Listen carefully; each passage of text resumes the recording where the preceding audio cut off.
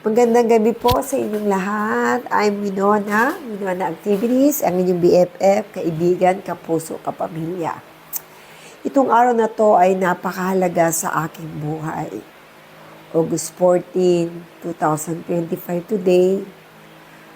Pero yung August 14 na yan ay talaga namang naaalala ko palagi. Pag dumarating yung August 14, 2 years na ikaw ay nasa heaven, Inay, pero piling namin, kasama ka namin, at nakatunghay ka. Tunay na sinabi ng Diyos, honor yung father and your mother at i-bless ng Diyos ang ating mga buhay. Bilang mga anak, nagmahal tayo ng tapat at ginalang natin ang ating magulang, pinagsilbihan natin ang ating magulang, yun ay nakatanim sa salita ng Diyos na ginagrab ni Lord yung kabaitan ng isang anak sa kanyang magulang, siya'y tunay na ibe-bless at hindi pababayaan ni Lord. At yun nga po ang nangyari sa buhay ko. Minahal ni Inay ang aking 3 hari, naalagaan niya to at nabantayan ng sanggol. Hanggang sa paglaki ng aking mga anak, siya ay uma-attend mula kinder, elementary, high school, college. Siya ay laging dumadalo sa graduation day ng aking mga anak. At sa lahat ng mga blessing na ibinibigay ni Lord sa akin, bahay, sasakyan, binigyan ako ng truck, binigyan ako ng Montero. Lagi kong kasama si Inay sa pagkuha sa kasa. Talagang sabi niya, anak, ikaw yung anak ko na laging sinasama ko siya sa graduation day ng mga anak ko. Yun ang pinaka-importante kasi yung magulang nyo, yung lola nyo ay isinasama nyo sa any occasion. At nung naalis na si David papuntang Europa, sa Czech Republic, Europe, nagkaroon ako ng lungkot. Dahil hindi na silayan ni Inay yung pag-alis at paglipad ng kanyang apo. Siguro ako kung buhay lang si Inay, maghahatid siya sa airport sa kanyang apo. Huwag natin kalimutan ang ating magulang. Kahit ito'y wala na, kahit matagal na ito'y wala na, gunitain natin yung masasayang araw, yung masasayang pinagsamahan ng ating mga magulang. Napakahalaga ng mga magulang. Kaya kayo, hanggat buhay ang mga magulang nyo, ang tatay, ang nanay nyo, ibigay nyo the best na paggalang, the best na pagmamahal, the best na ipinakikita yung pagkikare. Alam nyo ba, ang nagmamahal sa magulang ay 100 times. Hindi lang 100 times, million times, ibe-bless ka ng Diyos. Dahil sinunod mo ang isa sa 10 utos niya, yung honor your father and your mother and love. Mahalin natin ang ating mga magulang. Sinasabi ko sa inyo, kahit sa pagtanda nila hanggang sa sila mawala sa mundo, ibe-bless at ibe-bless ka ni Lord. Hindi ka niya pababayaan. I'm very thankful dahil nagkaroon ako ng magulang na maganda magpalaki sa kanyang mga anak. At lumaki kaming maayos. Lumaki kaming magalang at mapagmahal sa lahat ng tao. Ang pagmamahal ay isa sa ibinabahagi dapat na isang magulang yan. Ang pagmamahal at paggalang sa kapwa-tao ay dapat tinuturo ng mga magulang yan.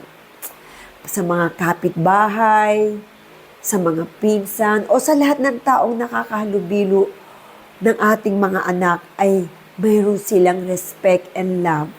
Saang basama sila pumunta, yun ang pinakamagandang buto o binhi na itinanim ng magulang ko sa puso at isipan namin. Kaming mga anak niya ay lumaki na maayos, lumaki na may takot sa Diyos, at lumaki na mapagmahal sa kapwa-tao. Kaya Inay, you're the best mom. I love you so much. I love you. Nasa heaven ka na ngayon.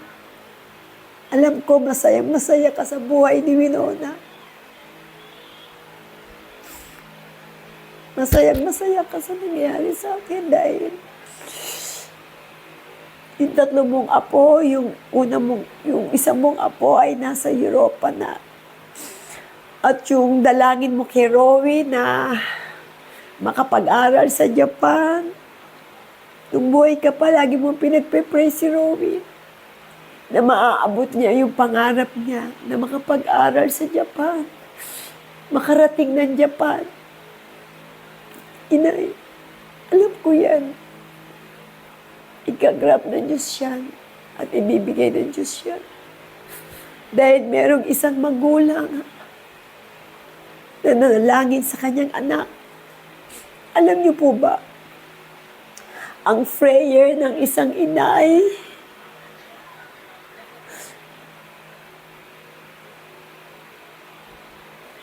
nadidinig ng Diyos. Ang panalangin ng isang ina, lalo na ko ito'y umiiyak at nakaluhod. Maraming beses na si inay ay laging nananalangin sa aking mga anak. Lalo na nagka-GBS yung panganay ko na si Daniel. Dumalo siya sa mga seminar sa Baguio. Lumuluhod siya. Sumasama siya sa mga seminar, sa mga prayer meeting. Kahit malayo yung Baguio City, sumasama siya para ipag-pray yung apo niya na si Daniel na lagi niya sinasabi na, Lord, pagalingin mo yung mahal kong apo na si Daniel sa kanyang sakit. And Lord, glory to God, kumaling si angin ay dinirinig na Diyos. Kaya mga anak, mahalin niyo ang inyong mga magulang. Dahil iisa kayo, tugot laman. Yung puso ko at puso ng iyong ina at puso mo ay magkarugtong. Ginupit yan para kayo magkahiwalay. Kaya nalulungkot ako sa mga estudyante na kung manunood ka sa mga social media, hindi ginagalang ang mga magulang, hindi minamahal ang mga magulang. Hindi nila alam na kapag nanganganak ang magulang, karugtong ng buhay, halos yung dalawang paa niya ay nasa hukay. Hindi lahat ng nanganganak ay nabubuhay.